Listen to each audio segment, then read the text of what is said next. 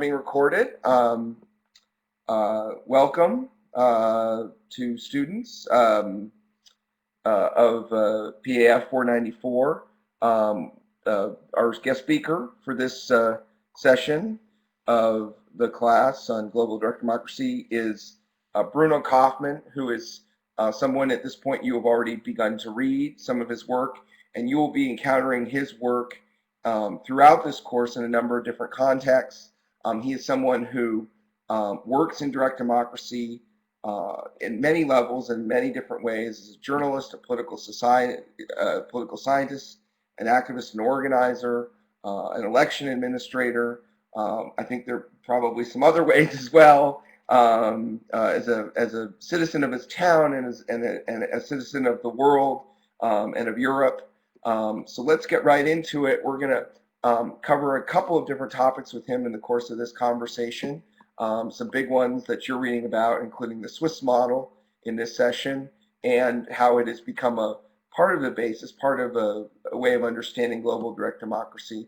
But Bruno, I thank you for doing this, and I want to start by asking you, a personal question. This is an academic course, but how did you first become interested in this topic and become engaged in the topic of direct democracy? Thank you, Joe, and hello to all students. I'm happy to be here with you, and I think this is a great idea to have such a course. How did I got into the issue? I mean, I'm as you have said, I'm a citizen, and as a citizen of Switzerland and a small town in Switzerland by origin, I obviously got into the issues of modern direct democracy really by my experience. I grew up in a small city in Switzerland with about 10,000 inhabitants, and I just remember that, I mean, every second or third month we had a local initiatives and referendums at the ballot, and we were, and my family and my father and my brothers and sisters, we were continuously informed about these votes, and also more and more involved in gathering signatures about local issues, about parking slots in the old town or a new school. So I really very much grew up with the very idea of being involved as a citizen in direct democracy. You as a very young person had a personal experience, even more than that level of involvement, correct? Actually getting involved in being one of the leaders of a very important campaign in Swiss history. Could you tell us about that? Yes, that's a very defining moment in my life. In Switzerland, in the Cold War, you can say in the 70s and 80s, Switzerland was a small country in between the different blocks, you can say, between the West and the East, as a neutral country. You have to remember that Switzerland wasn't directly involved in the First and Second World War. We had the privilege to escape from direct warfare, and this created a belief in Switzerland that Switzerland wasn't involved in this brutal events because we had a very strong army. You may even think Switzerland is such a small country, you don't need an army, but Switzerland had and have still a very strong army. But at that time, the army was much more than just a security issue. It was much more of a cultural mythology about our strength vis-a-vis the strong powers of the world. And it was even said Switzerland has no army, it is an army. And for young people of my age at that time, that was quite a hard thing to take, because every critical note about the influence of the army was taken as basically a treachery and a treason. And when we, for instance, proposed the introduction of a non military service as an alternative, this was said to be against the army. So many young other people like me, we proposed at that time a popular initiative for the abolishment of the Swiss Army, and we were taken as crazy. But we had this right to gather 100,000 signatures, and in the end, we got even 35.6% of the Swiss people to vote for this initiative. And it was an initiative which had never a chance to really get a majority, but it was an initiative which changed the minds of the Swiss. And it was an initiative which was really showing the beauty of a direct democracy, when you can put an issue on the agenda, when you can get the debates on. And as a young person, as one of the leaders of these initiatives, obviously a whole generation of people got very energized about this idea of modern direct democracy. And this was the case for me as well. How did it change the country? I mean, it lost, but did it end up changing the nature of the army, the nature of national service in Switzerland? Yes, absolutely. I mean, the vote was at a very critical moment of history. It was just 2 weeks after the fall of the Berlin Wall. It was on the 26th of November 1989. And this was a time in Europe where everything changed. And in Switzerland at that point, we had the big talking line that the Swiss army is destroying in peacetime what it pretends to protect in wartime. And this became very, very relevant at that point, because the army was too big for a small country of Switzerland. Switzerland is a place with 8 million people on a very small size, with all these Alps, and we had an army of 600,000 soldiers. And this army had to exercise and was basically everywhere. And at that point, 70% of the young people below 30 years voted in favor of the abolishment. That created, of course, an enormous pressure on the political class, on the whole country, to reform, to adapt to a new time. And today, the army has maybe about 100,000 people under weapon, and it's a much more smaller, much slimmer organization, and it doesn't, you can say, create this pressure on society as it did at all times. So that was obviously an initiative at the national level, the federal level. You talked about growing up in a small town in Switzerland where direct democracy was part of the picture, very much at the local level. Switzerland, as we were learning this class, has a robust direct democracy at all different levels, at the cantonal, or what we might call the state level as well. And I wonder, maybe this is a good time for you to sort of set the scene, because Swiss direct democracy is not only very important to this course, but is sort of a template for understanding direct democracy. We've already heard from David Altman in this class, who talked about Swiss direct democracy as the sort of his starting point for his work, his typology, in his book on direct democracy worldwide. So this might be a good place to go. And we have on screen, I believe that's a map of either Switzerland or Greater Phoenix. But maybe you should take it from here, Bruno, and run us through Swiss direct democracy and how it works. Yes, I mean that's quite a big issue, but as you have said, it's like Greater Phoenix Bay Area. Switzerland is a small country with 26 states, you can say, and in this way, of course, Switzerland is very similar to the United States as a federal nation, where the states have a lot of powers, and where the differences between different parts of the country are quite huge. This map shows you a little bit how the states are sized. I mean, some of them are very small. They have just 10 to 15,000 inhabitants. Others are much bigger, more than 1 million. So you have a very huge variety of different places. And Switzerland, I mean, is unique in that way, that it was one of the first republics, you can say, in Europe. It was basically the first democratic republic which was created in 1848. And at that time, taking the idea of the U.S.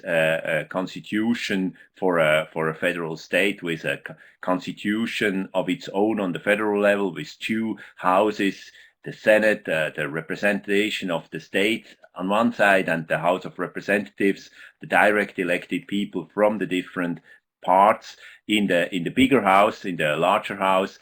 So you have a U.S. model in that way, but at the same time, direct democracy was even before that an important issue in Switzerland. And this has to do with, on one side, medieval traditions of local direct democracies, where you, for instance, in the Alpine regions, had people going to different assemblies from the valleys, going back and bringing back the issue to the people of their valleys, and by that, in a way, creating the very term of the referendum, which means to bring back an issue back to your people, to have a vote on it. In that way, the referendum was very much the basic idea of the Swiss federal states, and it has even been said that Switzerland wasn't inventing the referendum. The referendum has invented Switzerland. And how you know, this process has that deep history, but a lot of the tools that we recognize today began to come into place in the 19th century, correct, in Switzerland? That's right. That's right. That's right.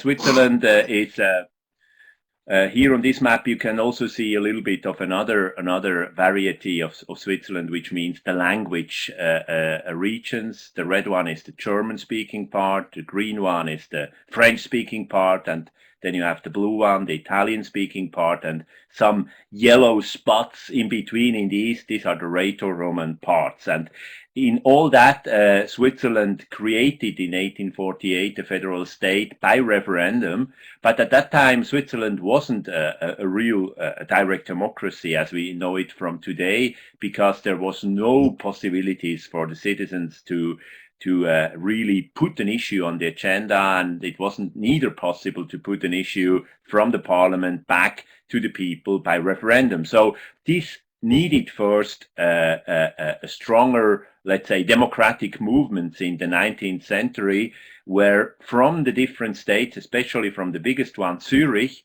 the idea of the referendum from the state level to the national level was transported by different movements, by opposition to the big railroad generals who controlled all of the modern Swiss infrastructure and banks.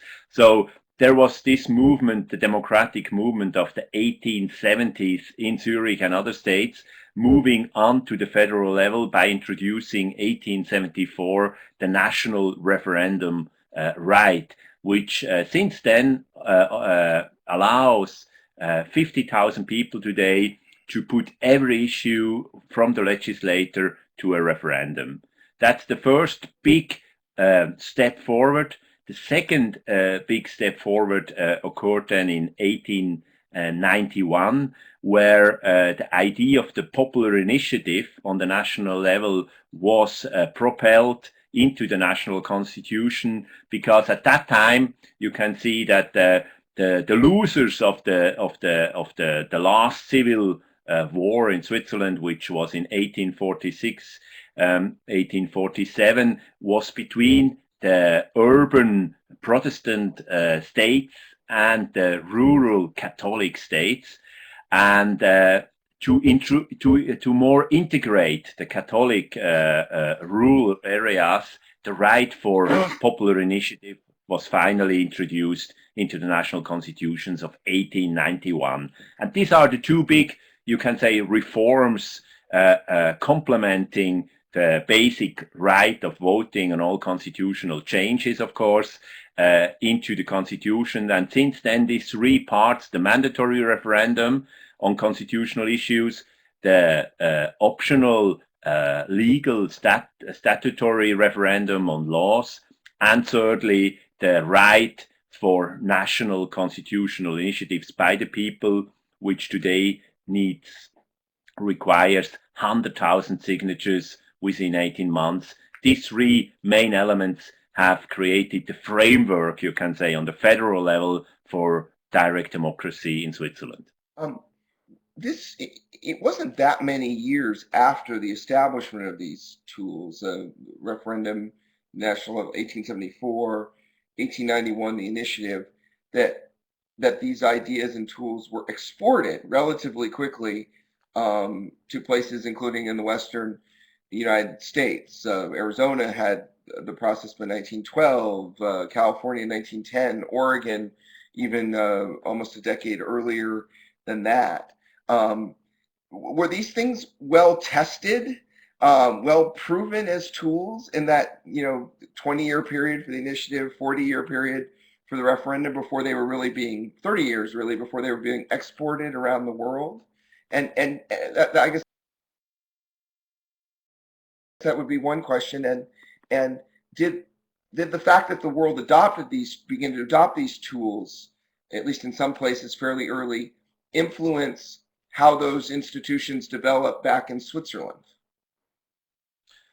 Yes, I just loaded up some numbers about the use of popular votes in Switzerland. Let's put my question aside there. Let's look at some of these numbers and how often they've used it, because yes, I mean this slide is very much close to, linked to your questions. I mean, what you can see here is in fact quite a huge number of popular votes on the federal level. I mean, this is unique, of course, for all countries around the world, that you have so many votes.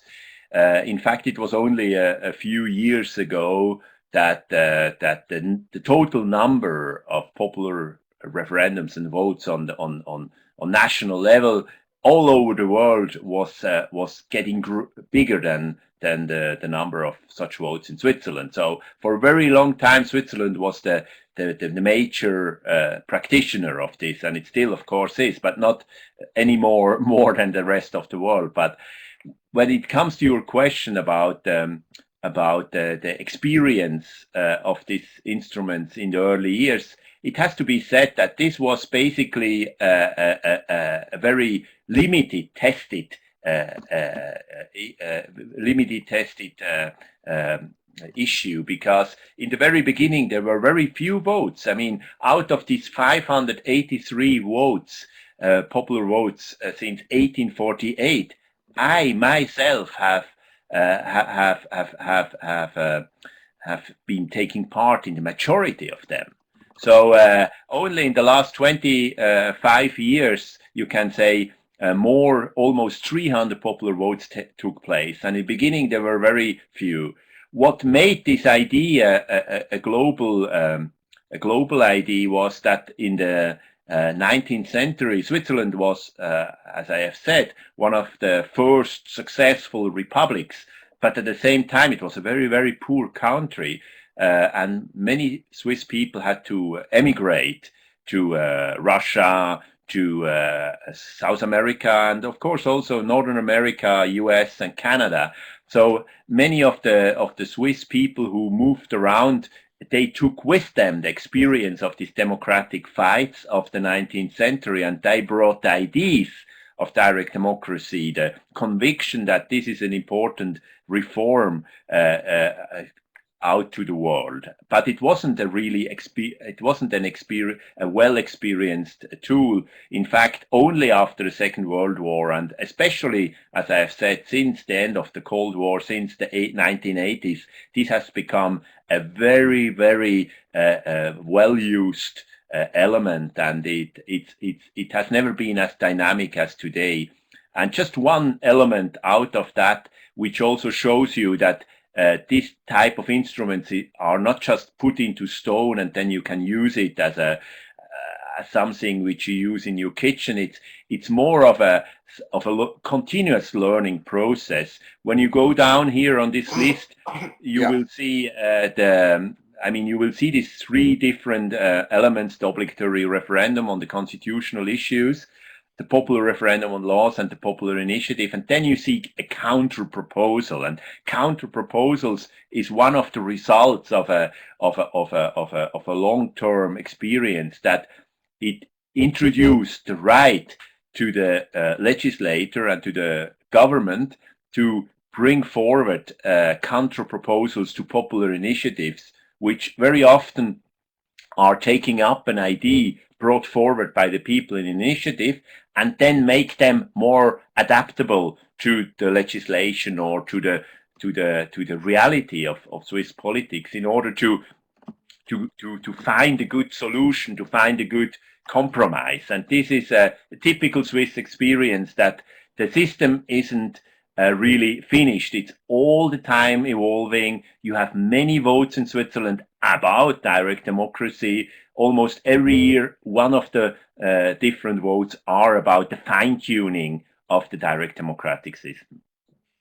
Is when you look at those numbers, you see obviously that the Swiss are very good at saying no to the popular initiative, 89%.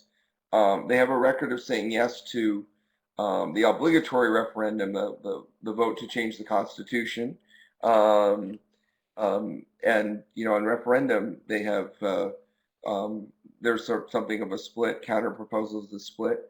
Do those numbers speak at some level to the character or culture around direct democracy in Switzerland? How would you characterize that? It often is it a particularly deliberative culture? Is it a culture that is hostile to ideas that come completely out of nowhere from a popular initiative, but more friendly to ideas that have been vetted but in a referendum or come out of a counter proposal, a deliberative process? How would you describe, what do these numbers say about that culture of direct democracy in Switzerland?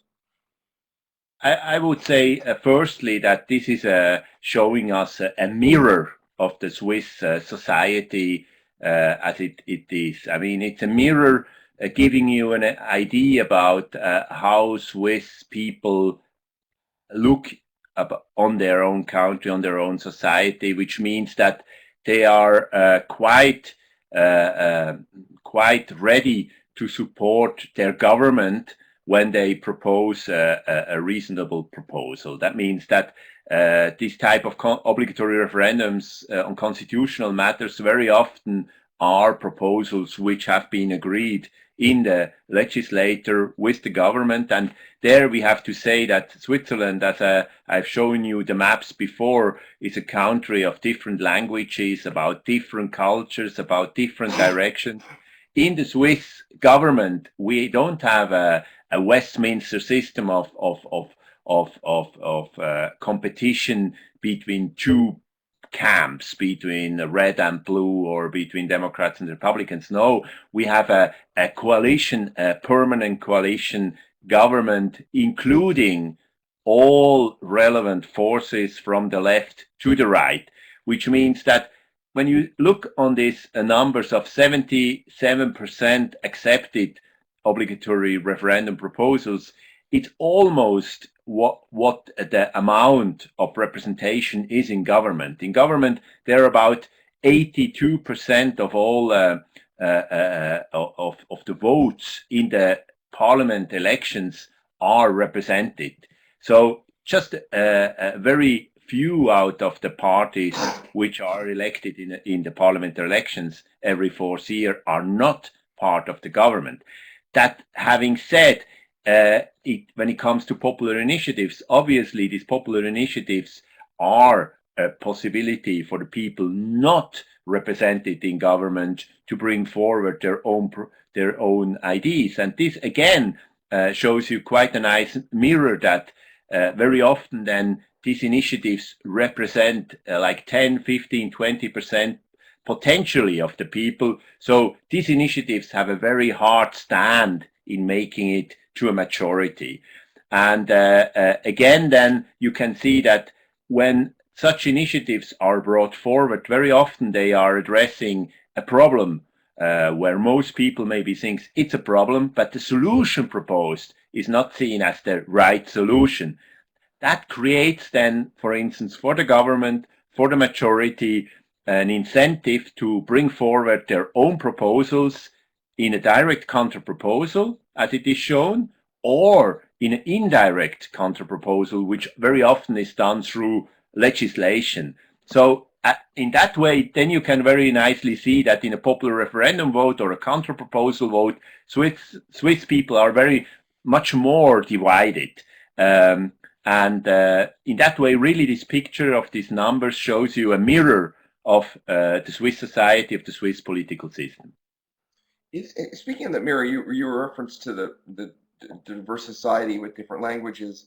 You know, one of the things that's so interesting, and it's interested me in Switzerland as a point of comparison, and a way of sort of looking afresh at debates about direct democracy in the United States, has been that the Swiss sort of seem to answer a lot of the objections and criticisms you often hear, that direct democracy is damaging or difficult. One of them is for a very diverse society. Americans may not understand, but Switzerland is a very diverse society with different languages. More than 20% of the population foreign born. Is that correct? It's linguistically. Even more. Yeah, and I've heard, and on visits to Switzerland, the students should know that Bruno, for years has led tours of Swiss direct democracy, going around the country, seeing how it's practiced, talking to experts at all different levels, but that it actually seems to be. I've heard Swiss describe this as a force for dealing with that diversity.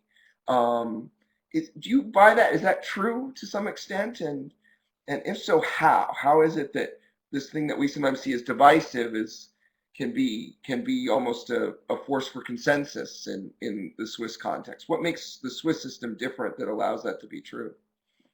Yes, that's right. I mean, it's really a fascinating a lesson to learn from Switzerland, that a modern direct democracy, as the Swiss system is, can really create something like a consensual political culture. When you look on the map again of the languages, this is just, of course, one element. You have also all the different borders between the different states. And the interesting thing is in Switzerland that these different borders and dividing lines, they are not the same dividing lines as the languages or the religions or the cultures, which means that in different states you have different languages. You have sometimes more Catholic, more Protestant orientated parts, and especially also you have urban and rural regions in all of that. And this creates, you can say, a very fragmented political landscape, which in a poorly Westminster competition model of democracy wouldn't work, because in that case you would simply have for all the times Protestant, urban, German-speaking majorities, and this wouldn't work vis-a-vis all these other parts and regions. And that exactly happened in the 19th century, that in the first 40, 50 years you had just a one-party rule of urbanites, Protestant, German-speaking ministers, and this wasn't really sustainable for a country like Switzerland in a democratic sense. So the system which has evolved is really allowing, you can say, a continuous deliberation about good solutions. And what one of the most famous authors in Switzerland, Friedrich Dürrenmatt, said, he was comparing a little bit Switzerland with a prison, but he said, the good thing with the Swiss prison is that we every third month have to talk with all other occupants of this prison about how we want to organize our prison. And we have to go out and speak with our compatriots continuously. And this is exactly what happens, that the voting procedures in Switzerland are not concentrated on a big election day. They are continuously conducted throughout the year. 3, 4, 5 times a year you have a election day, and this is again spread out over weeks, because in Switzerland you don't just go to a ballot station on a Sunday. No, 98% today are voting remotely. Is it by letter or is it by internet? And this creates, you can say, a continuous participation in this decision making. And this makes people much more, you can say, part of this conversation, and also part of taking responsibility for their own society. And for those of you who have not gotten to the reading, and you should, from Bruno's book, and some of the other readings, I just want to underline that point. Literally, while the Swiss do vote every other year on candidates, when he means every 3 or 4 months, that's quite literal. There are votes on what we would call ballot measures, on mechanisms of modern direct democracy, every few months. Again, often remotely by mail and other means, and that gives us sort of a continuous democratic culture. It's fascinating. That actually raises the issue of time. One of the arguments and criticisms you hear in the academic world of democracy: it's too hasty, it's too fast, it's too push button. It's a process that doesn't, it's in some places you say it's dominated by politicians and it's plebiscitary, or it's dominated by rich people or interest groups. But in Switzerland, the process is often described as a very deliberative one. Is that a factor of greater time in the process, doing it more slowly than a lot of places, perhaps places like Arizona or California? Or is there a more deliberative infrastructure in the society? What explains that difference?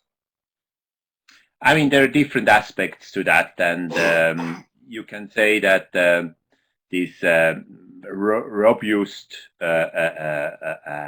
let's say, agenda how to deal with initiatives and referendums is, of course, an important part. Which means that when you do an initiative, it's always a long-term effort.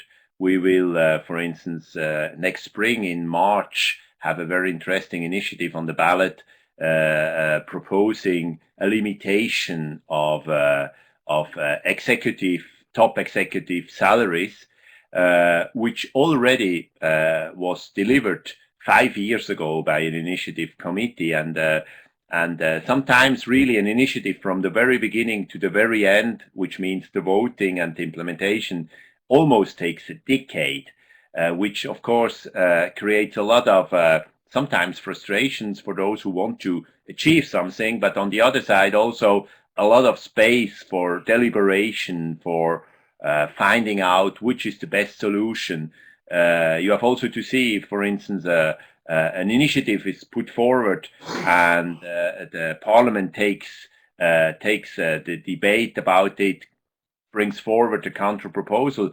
You can always, as an initiative committee, withdraw your initiative, and in about 1/3 of the cases, initiatives are withdrawn in favor of a direct or indirect counter proposal. So even in the handling of these instruments, you have a deliberative aspect in it. And time is crucial, and when it comes to referendums, of course, the process is much faster, because it's about an issue which has been decided by the legislator, and within 100 days after this, you have to bring forward your referendum, and then the vote is within a half a year or so. So it's a much shorter process, because it's about an issue already decided or already proposed by the parliament. But in the end, you have to say that Swiss direct democracy, of course, also builds up its own strength on the deliberative infrastructures, which, for instance, includes a very well designed voter pamphlet by the government, but where also the opponents or the proponents of an issue have a right to bring their argument forward, which interestingly also is based on the fact that there is no caveats in Switzerland for initiatives and referendums, which of course limits, you can say, the aspect of money into it, because you have to go through ads in newspapers or on posters, or just by making your argument in big debates in a restaurant with your friends. But there is not this type of big money as you would see, for instance, in California and increasingly also other states of the US. Is there a specific legal prohibition against political advertising on television in Switzerland? Yes, there is, and it's also a little bit linked to the fact that there are basically, when it comes to the nationwide spread of the issue, you have very limited, let's say, non-public private TV media organizations. It's basically local. So you could imagine that on local and state issues, this would be a possibility. But in fact, there is, when it comes to electronic media, with the exemption of the internet, I have to say, there are legislation which don't allow for that. And I think in Switzerland, nobody really is in favor of introducing that, maybe with the exemption of the PR industry, which of course could make a lot of money. It looks like an ad that's been on on your screen. Students may be wondering what that's about. It's a tree. One side is growing apples, the other not so much. What is that from? Yeah, that's just a typical Swiss poster ahead of a vote. This was a couple of years ago when we had a vote about the relationship of Switzerland with the European Union, where you have a very simple picture of, if you end this relationship to the EU, the tree would look very badly. If you continue the relationship, you will have a good harvest. And it's a typical Swiss, a little bit boring, but not very provocative way of doing advertisement. And it's also in the field of international relations. And this is, of course, also an interesting aspect, that many issues in Switzerland on the ballot are about the Swiss relationship to other countries, to European Union, to international organizations. And this is something most other countries wouldn't allow. That foreign relation is very much part of the direct democratic process. So the people in Switzerland are very much involved in understanding international relationships. We have had in Switzerland in the last 15 years more than 15 national votes only on the EU issues, and this creates a lot of knowledge as well about these issues. A last question about Switzerland. What kind of topics do you see at the local and cantonal levels in Switzerland? Is there more of a focus on individual budget items, particular matters of spending? What do you see at those local and cantonal level? Does it look like the US sorts of issues? Very much so, very much so. I think in this field, really, the US and Switzerland are very, very similar. That you have the closer you come to the local level, the closer you come to the everyday issues of a local community, you can basically vote about everything. I mean, on the state level, this is especially important, of course, as you have said, the financial issues. Typically in Switzerland, on the state level, issues which are more expensive than a certain amount have to be voted on. Issues which maybe are a little bit less expensive, they can be voted on if enough people are requiring it. And you would even vote sometimes on a budget. So the issue of how to use the common tax money is very much the issue of direct democracy, and this is also true on the local level. While issues on the national level are much more related to legislation and constitution, On the cantonal level, they are to finance and legal issues. And on the local level, basically, it's all about the money. It's all about where to put some money for a school, for a street, for something. It's very much linked to this. So you have in Switzerland, you have places where people vote like 50 to 100 issues a year. And when you ask these people, isn't that too much? They say, no, it's absolutely clear we want to have a say on that. So people are very much used to follow public issues, and many people are also involved. I mean, maybe a final line about that. Interesting is that, I mean, very often it's said that when you have a lot of votes, people are tired, they don't go and don't participate, and then you say Switzerland people wouldn't participate by majority in popular votes. But in fact, when you look over a 4-year period or even a 1-year period in Switzerland, more than 80% of the people participate at least once a year in a popular vote. So they don't go to every of these votes, they don't participate in every of it, but they vote when they are interested. So in Switzerland, we have also a big debate about well-informed non-participation, which means that an issue which you don't really understand, which you feel this is not really my competence, you let it decide by your other people in your country in a vote. So normally in Switzerland, the participation is around 45–50% in the popular votes. So, how are you doing there? We've been going for about 45 minutes, and I want to pivot to the world, from Switzerland to the world, to looking at, you know, obviously, as you said, this was until fairly recently a majority of the modern direct democracy votes in the world, you know, at the national or federal level, were from Switzerland. But are you doing okay? Do we want to stop and take a break here, or should we continue forth? No, we can continue. That's fine for me. Okay, good. We have a lot of topics to cover in the course of this conversation. So this idea as it spread, and we talked about some of it spread. Um, um, let's talk about the spread of direct democracy. You've spent your careers and work with both a political scientist, as a journalist, going all over the world, sort of trying to chart its spread, involved in efforts to categorize it.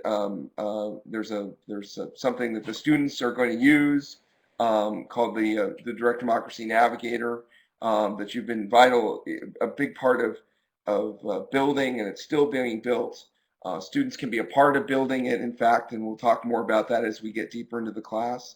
But tell us about the world of direct democracy. Where are we globally from this beginning? And we now see, I think, that gold spot somewhere over Switzerland and Central Europe. Where have we gotten at this point? Yes, I mean, you can really talk about a global spread of the idea, but also the introduction and the practice of modern direct democracy in the last, I would say, 30–40 years. And maybe initially one have really to say, what do we mean with a modern direct democracy? It's a system, it's a political context where citizens are not just involved in delegating their decision-making powers, but also using them in direct votes by proposing issues or by putting issues to the ballot. And this is something different from, for instance, the traditional ways of classical direct democracy, like the assembly democracies we know from the town halls, from Athens, and also from Swiss assemblies. And this idea of modern direct democracy has been linked very much to the spread of, you can say, modern democracy as such, modern representative democracy as such, because never, ever a direct democracy in modern times have been used in isolation from what you could say is indirect democracy, parliamentary democracy. It's always part of it. It's a complementary. It's a complement to the indirect democracy, and I would even say direct democracy and indirect democracy are today two basic pillars of a modern representative democracy, because together they can make democracy more representative.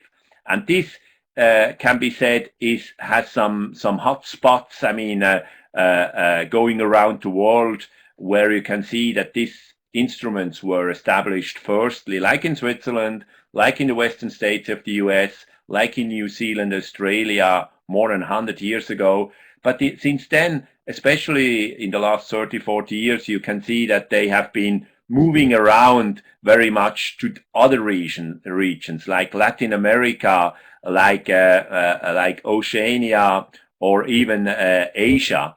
And on this map here, you can just see an assessment of all constitutions of the world, where you can see that the principle and the idea of direct democratic involvement has been included in the national constitutions on the national level.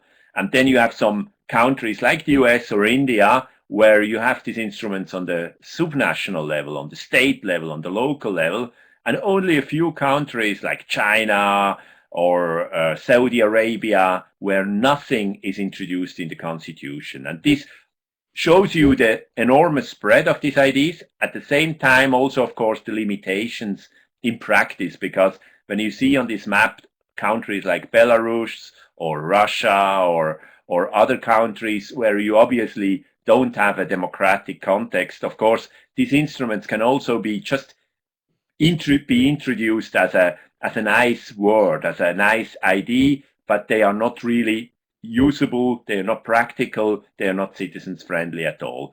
But in the end, you can say direct democracy is not anymore the question if we should have it, but the question is all about how do we have it and how can we use it.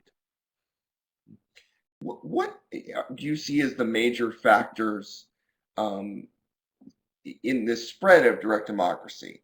Does it seem to parallel the spread of democratization, in different parts of the world? I mean, Latin America's had, several, now 3 decades plus of what's typically described as democratization in the representative regime of the country. Is it just become? I mean, what forces explain this expansion, both in its use on the books, including in a lot of places that aren't actually very democratic, but also in terms of the greater use of the tools itself around the world, particularly at the state and local level? What do you see as the big forces driving that expansion? I mean, in principle, of course, as I have said, it's understanding that democracy is an unfinished journey. Democracy is not something you can establish and then you have it. That's maybe something sometimes when it comes to US, the belief that the founding fathers just created the perfect model of democracy and you don't have to change it anymore. Makes some political scientists in the US and other words sometimes a little bit too static in their understanding of how democracy works. Democracy is a preliminary idea of finding out what's the right form of government. And a democracy, a representative democracy, is more than a representative government. And this is maybe the main line of difference between the typical British Westminster idea of that democracy is just a representative government. You elect a majority and that this government then makes all the decisions for you. In a representative democracy, in fact, people have and should have the right to be involved when they wish to be involved. And they have the right, of course, through the rule of the law, through the basic rights to express what they want, but also through direct democracy to really be involved in agenda setting and decision making. And this understanding, I would say, has been a very pairing with the idea of emancipation through, for instance, decolonization in many parts of the world, in Africa, Latin America, even in Asia, that when you get people power from your former rulers, you should also have the right to be involved in everyday decision making on one side, and also, of course, the fight against non-democratic forces, against military dictatorships, have created a lot of you can say, social movements who are not just ready to go home after they have fought their achievements. They want to be involved even in the future. And this created, for instance, in Eastern Europe, where the communists were thrown out in 1989, 1990, constitutions where every of these constitution was adopted by the people themselves, and where also instruments of direct democracy were involved. So you can say direct democracy, the spread of direct democracy today is really much a result of the fights and struggles of many people against non-democratic, non-majoritarian interests of individual, you can say, classes, of aristocrats, of businesses, where this struggle evolved into a democratic system. Very often you have also some basic elements of direct democracy in your basic laws and constitutions. Do you see, I can't help but ask, do you see elements of that pattern you just described, and elements of direct democracy beginning to emerge? I know this is very early, but in what is sometimes called the Arab Spring. Are you seeing elements of that pattern and of direct democratic tools being discussed in some of these countries that seem to be in this process of transformation? Absolutely. I mean, there are many people in these countries who absolutely see that their movements, their fights, and their struggles cannot just result in a, let's say, a new president, like you see currently, the struggle about the new constitution, about the future government in Egypt. And here on this picture, the Tahrir place, where people gathered so much against the former dictatorship and now are not happy enough to just have a new type of government, maybe legitimated by a vote, but not really introducing a modern democracy. And at the same time, of course, today you have all the instruments of the internet available, which makes people much less isolated about their ideas, about their ways of organizing.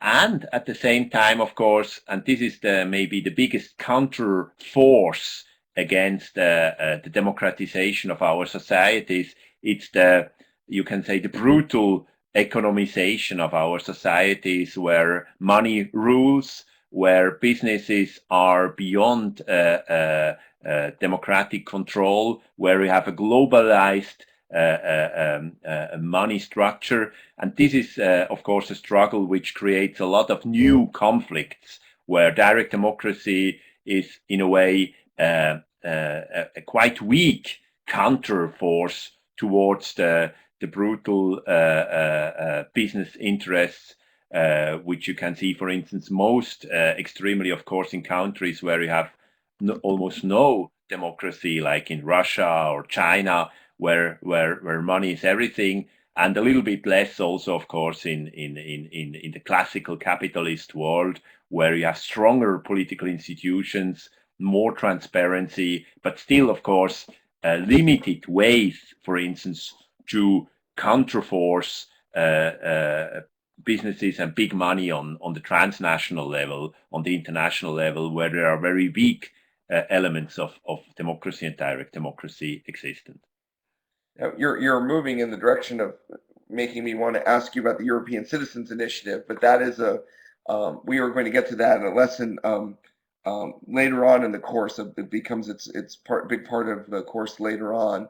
But I did want to ask you about what we know. I mean, there's so much change. This is a process used at so many different levels. just sort of cataloging both the rules, the practice of this is very hard. What do we know, and where can we find information here as scholars and students in this class of global direct democracy about those rules and practices? I know that's been a real focus of yours. How far are we along in that process of cataloging how this is done both at the federal level, not only the federal level, but the state, the subnational, local levels around the world? Yes, I mean, we have tried in the last, let's say, 15 years to create something which is a common understanding of how a modern direct democracy works. And we have tried to find out which are the main, let's say, types of modern direct democracy, which you can see, which are essential when it comes to understanding. And this is something which, let's say, created a better understanding about how direct democracy works today in the world. And you can see that looking into the map of how direct democracy is used across the world. You can obviously see that on one side the principles, the idea are very well spread, but the practices and the procedures are very weakly developed, which means that on one side you have direct democracy, which is more let's say a nice word about, like democracy is a nice word, people rules, popular power, but in fact is not at all realized in reality by procedural or practical experience.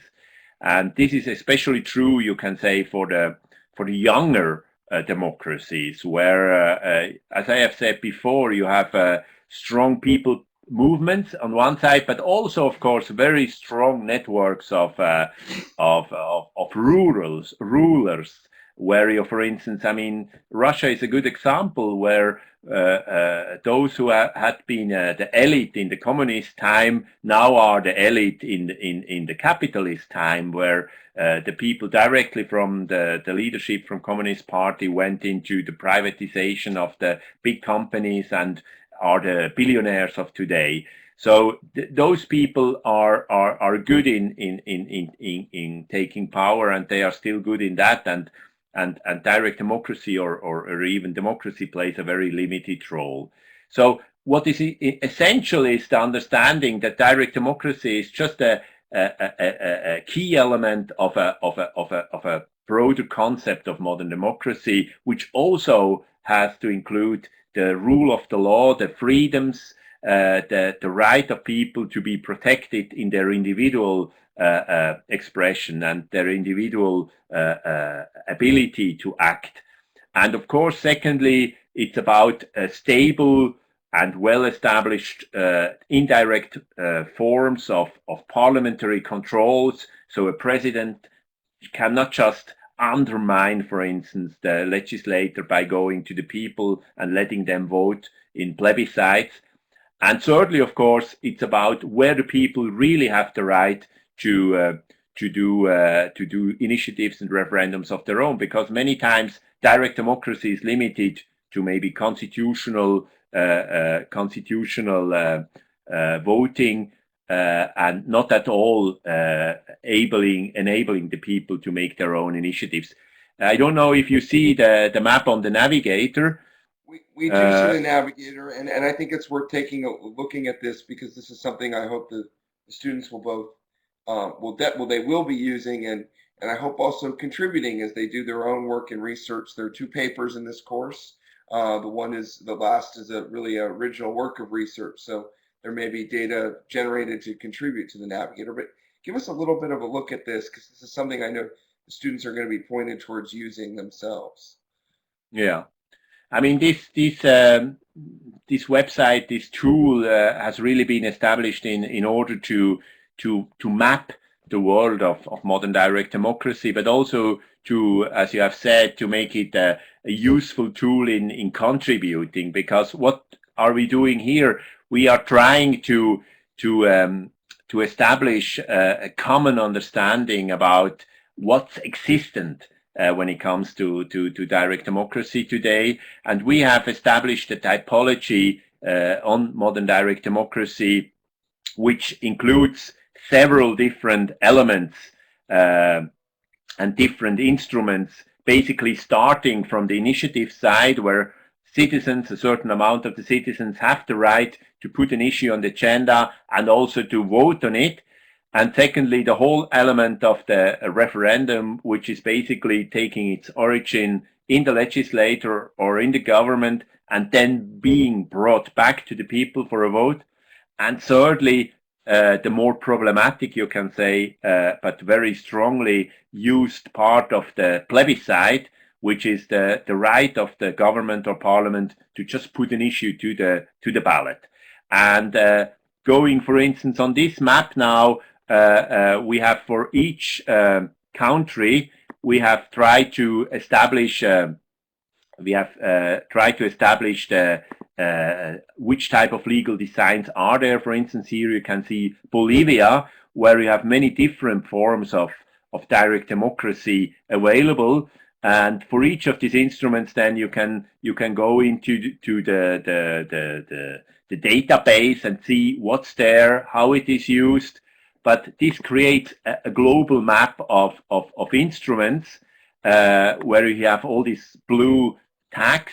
But when you, for instance, look into this map and just toggle the initiative part and just exclude all the referendum and plebiscite part, you will see that there are quite limited extension of such instruments around the world. I mean, popular initiative in its traditional way, you have on the national level, and this has to be said, on the national level, just in a few countries. Of course, in this navigator, and this will be part of the future work, we want also to introduce these instruments on the subnational level. So at this moment, you can see the United States are still very unexperienced area, but in the future we would like, of course, to have all the data, all the instruments also from Phoenix, Arizona, and all the other places around the world. So in the end, you would then get a map of the world where you can see what's available, what's going on the local, on the state, and on the national level. So you get a much more fine-tuned picture about how these instruments are used.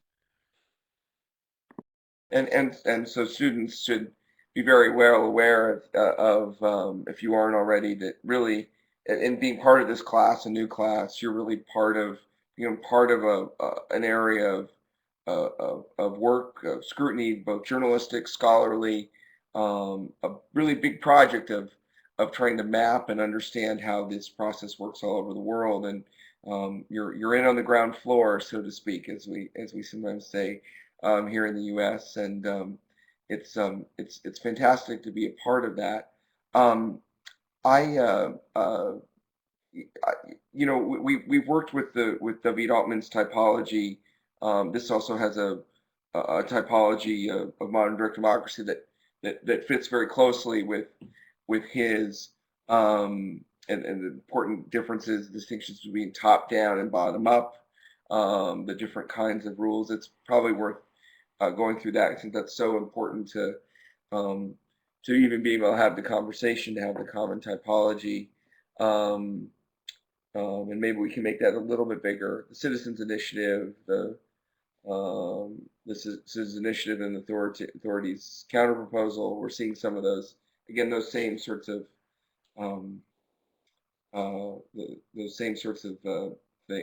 typologies, and I want to draw students' attention to that in particular.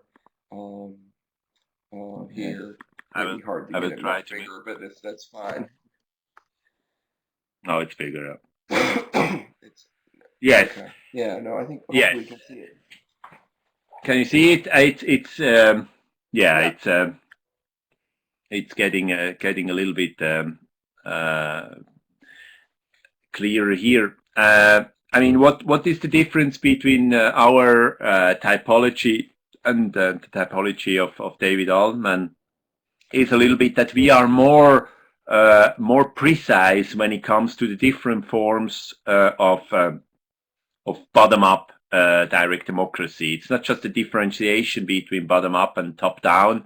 It's basically also looking into the different elements of how this bottom-up direct democracy works. In fact, you can say that genuine direct democracy has always to be bottom-up. I mean, when it comes to the plebiscite parts, as you can see on this, it's all the types which have a P in the end, which is the purely plebiscite, which means a majority in power just put an issue to the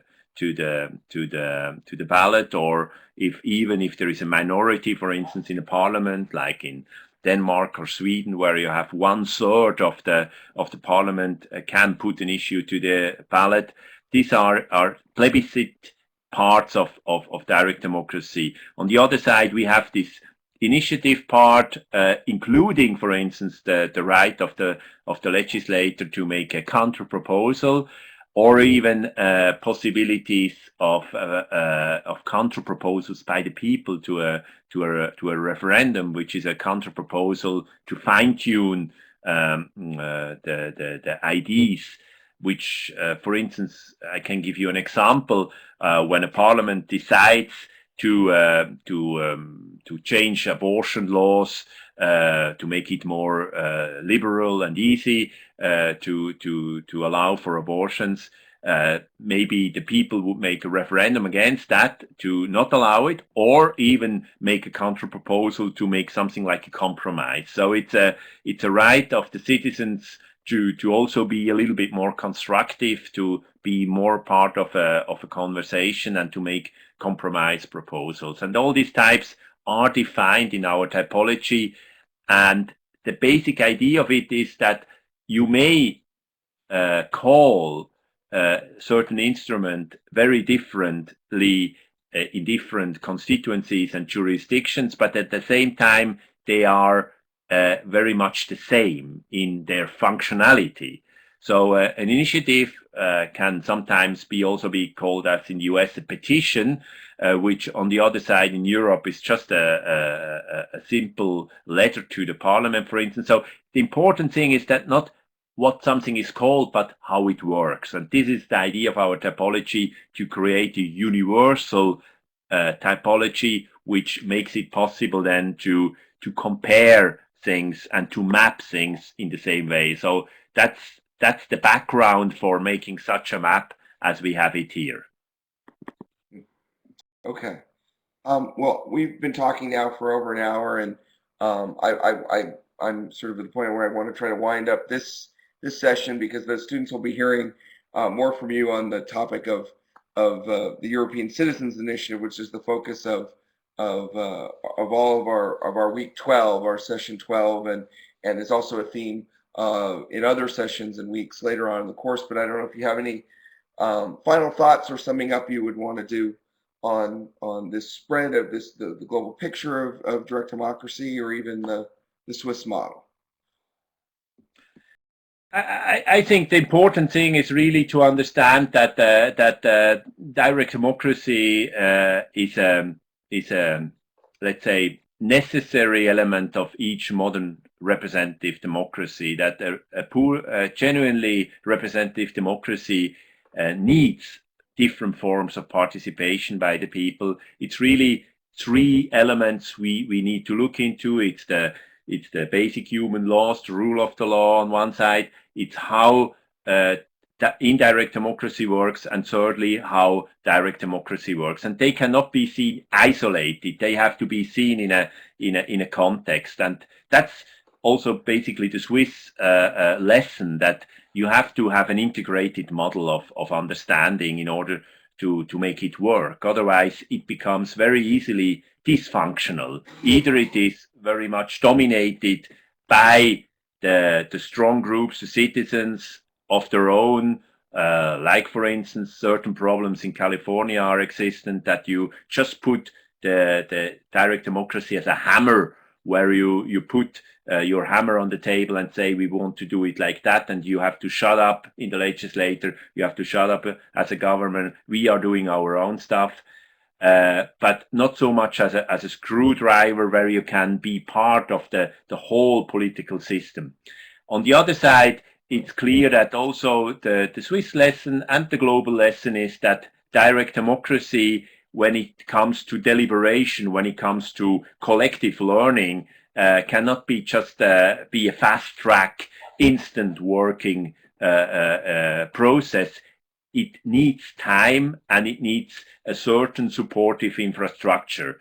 It's like when you have a House of Representatives, you have not only the House, you have also a whole structure of support, of assistance, of information, of libraries.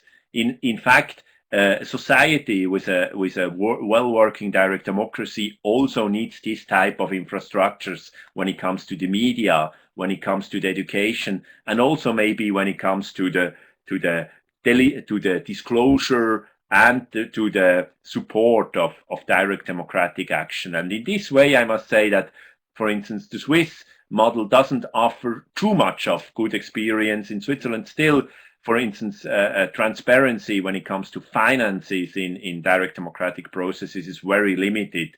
And in that way, the Swiss could learn very much, for instance, from the US. Well, on that note, there's so much to cover, and we're delighted to have you for this time. It is, I should note to students, it's the middle of the night in California where it's quite dark, and it is getting to be later in the morning in northern Sweden, in fluent Sweden, where Bruno lives now. He is, yes, a Swiss citizen, but also now a Swedish citizen, and it may be quite dark there too. Correct? Is the sun come out in the? It's just getting a little bit of a light shining on the horizon. You know, we are in the middle of winter. We have at this moment it's 12 degrees minus Celsius, and we have half a meter of snow. So it's really winter time. Well, I and our students appreciate going to these lengths for this and to bridge this 9-hour gap between us. Thank you very much. And we're going to end this session here, and we'll hear more from Bruno as we get into the European Citizens Initiative, and also hear a little bit more from him about local direct democracy, local elections, since he's also a local election official. So, but for now, we're gonna end.